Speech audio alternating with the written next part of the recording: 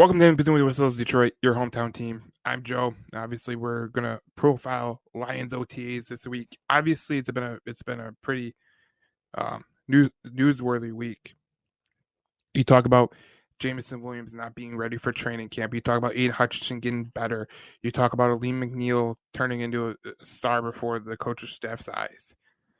We profiled that earlier. You can go back and watch that video. But listen, I think the first thing I need to hit on, the first thing is Jameson Williams.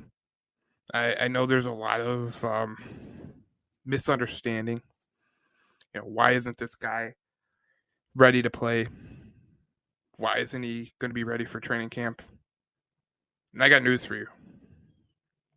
I don't think Jameson Williams will be ready to start the season. I think he'll start the season on the PUP list. I think when you look at Jameson Williams, it's the smartest decision you can make as a franchise, as a team, not just for the current portion of the team, but going into the future, that you hold him out. Because one of the worst things that could happen is you potentially injuring him by sending him out way too early. We all know about Ryan Broyles, okay? We all know about the countless Lions who have went in maybe a little too early and totally been injury riddled throughout their career. You look at Jameson Williams. He's a guy that relies himself on speed. He's got a lot of speed. Get him healthy. Get him healthy.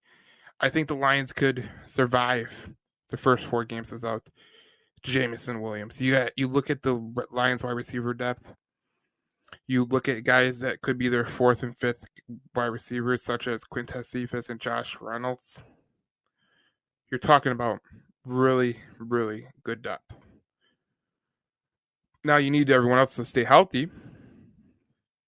That you do. You need people to stay healthy. You need them to make sure that they are ready to go come season time. But this whole thing about Jameson Williams not wanting to be here is totally hogwash.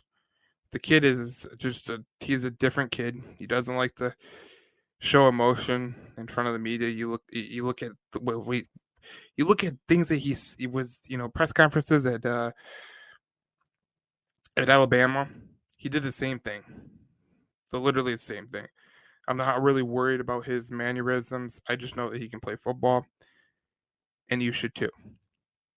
The guy's fine, and if he has to stay 4 weeks on a PUP list, I'm totally content with it because that's what's the best interest of the organization going forward into this year, but also next year and next year and the next year. Because the reality of the situation is a lot of people think this is like a quick rebuild. This is not a quick rebuild.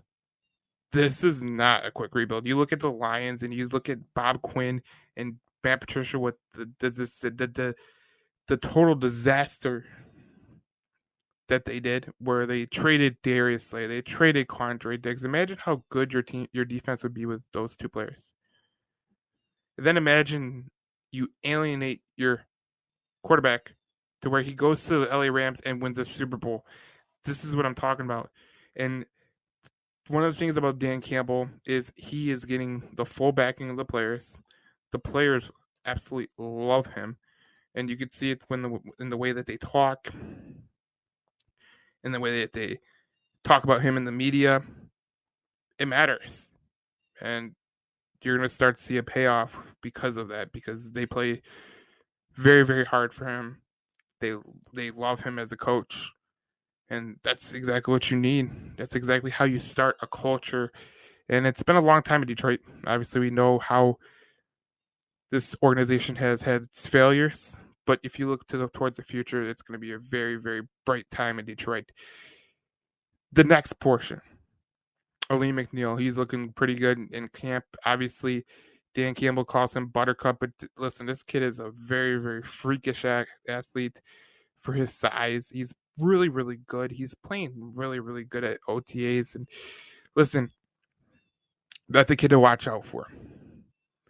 That leads into our next point. This is a short video, but you're going to get a lot out of it. The Aidan Hutchinson stuff. Okay, so Aidan Hutchinson, Dan Campbell was talking to the media, and he was saying, I told my wife last night, I was like, what's great about him? He's quietly getting better right in front of us. He doesn't say anything. He listens. He's a sponge in there. He absorbs information, watches how things are done and the way coaches want them done. And he's got a motor and he goes. He just learns and gets better every day, and you see it. That is what you want to hear out of your number 2 overall pick, isn't it? When you look at the Detroit Lions and you look at their major problem last year was rushing the passer, I think you have fixed it. You look at Josh Pascal. He's not playing. He's not doing OTAs. He's nursing an injury.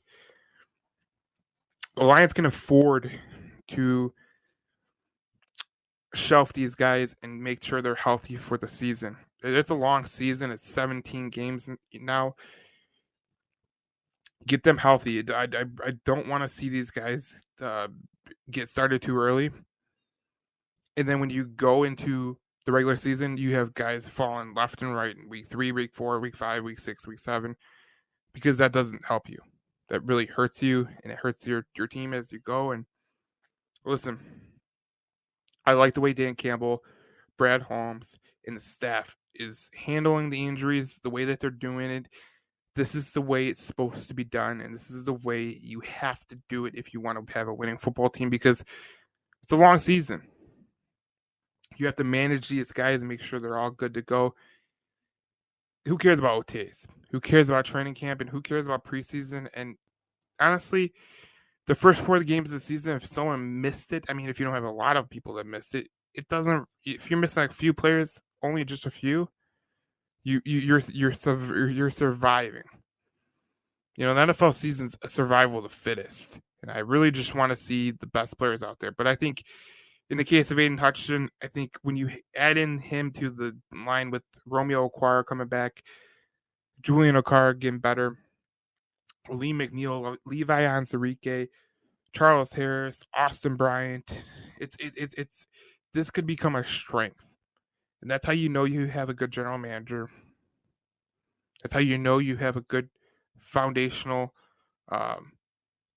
awareness. You know how to draft. You know what you're drafting for, and you know what you're going after.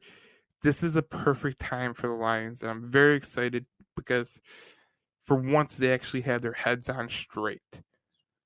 And you have to be excited about that. So this wraps up this video. I hope you enjoyed it. Obviously, we're trying to get more videos out there. Obviously, we're going to do some short videos, some long videos, whatever. But as the season gets through, we're going to have more longer videos. We're going to profile some of the positional groups and everything and see what they grade out as. Like our video, subscribe to our channel, and we will talk to you in the next video.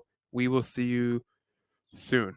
Between the Whistles Detroit, this is Joe Chap, and we will see you soon.